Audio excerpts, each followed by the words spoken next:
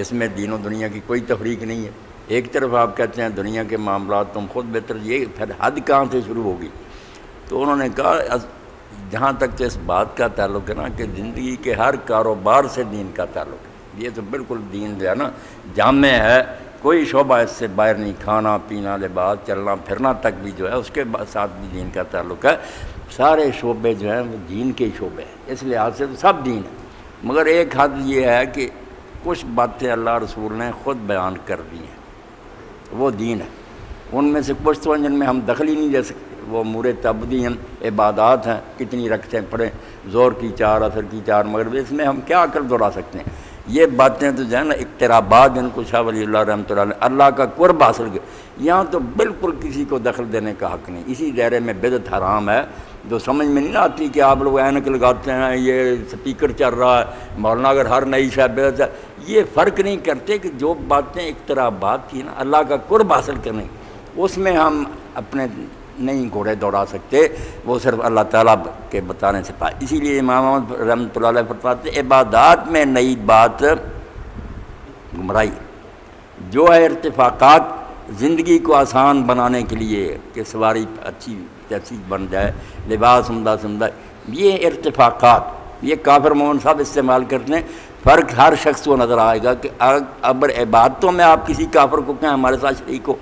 نماز پر طوافے کا وہ کریں گے نہیں، یہ تو آپ کا دین مذہب ہے، دین ہے۔ جب ہوگا سواری پر، ہم بھی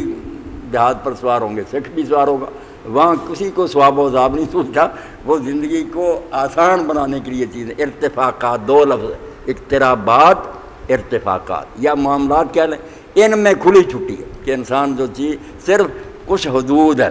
باؤنڈری لائنز ان کے اندر، جیسے حکیم صاحب نے فرما دیا نا کہ بس رزق حلال کے لیے پابندی، سود نہ ہو، جوا نہ ہو، کسی دوسرے کو دھوکہ نہ دیا جائے، نقصان نہ پہنچائے، ان باتوں کا خیال رکھ کے جتنے جی چاہے طریقے کاروبار کے نئے نکالتے جائیں وہ سب مباح ہوں گے۔ وہ حدود جو ہے نا وہ دین ہے، ان کے اندر رہنا ہے۔ اس دائرے میں صرف یہ ہے کہ وہ حدود اربعہ جو ہے نا وہ دین ہے، اس کے اندر کھانا ہے، اس کے بارے میں بتا دیا گیا کہ یہ چیزیں حرام ہیں۔ اب اس کے پکانے کے طریقے، پلاؤ ہو، زردہ ہو، کھیر ہو، پھرنی ہو، کوئی دخل نہیں دیا، یہ دنیا ہے۔ یہ سمجھ لیں کہ ہر شعبے کے بارے میں دین نے ہدایتیں دی ہیں، وہ سارے شعبے دین کے ہی، اس لحاظ سے تو دین ہی دین ہے، مگر 2 الگ الگ ہیں۔ تعبدی امور جو عبادات، ان میں دخل نہیں عقل انسانی کا۔ جو معاملات ہیں ان میں ہم اپنی عقل کو استعمال کر سکتے ہیں، مگر ان حدود کے اندر جو اللہ رسول نے مقرر کر دی۔ لباس کے بارے میں بتا دیا، مرد کے لیے ریشم نہیں ٹھیک، سونا نہیں پہننا چاہیے،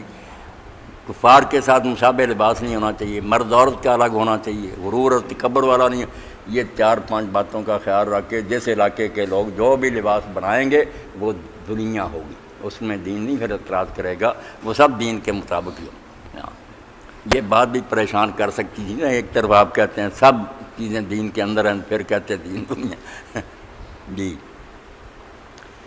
اللہ اکبر۔ امام ابن تیمیہ رحمۃ اللہ علیہ نے اپنے فتاویٰ میں اقتداء الصراط المستقیم میں کہا کہ بالکل ان 2 چیزوں کو الگ کر لینا چاہیے، کہ جو اللہ کا قرب حاصل کرنے کی چیزیں ہیں وہ صرف نبی کے بتانے سے پتہ چلے گا، اس میں بدعت اور احداث حرام ہے۔ جو معاملات اور کاروبار ہیں یہ اپنے تجربوں سے ہم سیکھتے جاتے ہیں، ان میں دین رکاوٹ نہیں ڈالتا، یہ سب مباح ہے سوائے ان چیزوں کے جو حرام کر دی۔ یہاں دیکھا جائے گا کہ حرام تو نہیں، وہاں دیکھا جائے گا کہ اجازت ہے۔ یہ 2 چیزیں جو الگ علماء کہتے ہیں دکھاؤ منع، دین میں باتوں کے لیے منع کی ضرورت نہیں، وہاں من احدث فی امرنا ھذا ما لیس منہ فرد، ایک ہی بار منع کر دیا کہ اس میں نئی شے جو نکالے گا وہ رد ہے۔ ایک کا کیا بتائیں، ختم کہاں منع، پھر ہر چیز روک دی۔ اور جو ہے یہ دنیا کے انت معلوم بامر دنیا، یہ دنیا کے کام تم بہتر، دونوں چیزوں کو آپ نے الگ کر دیا۔ عبادات میں نئی چیز ایجاد کرنا گمراہی، معاملات میں آپ جو جی چاہے آگے سے آگے بڑھتے جائیں، صرف جو حدود ہیں نا حلال و حرام کی، اس لیے یہاں دیکھا جاتا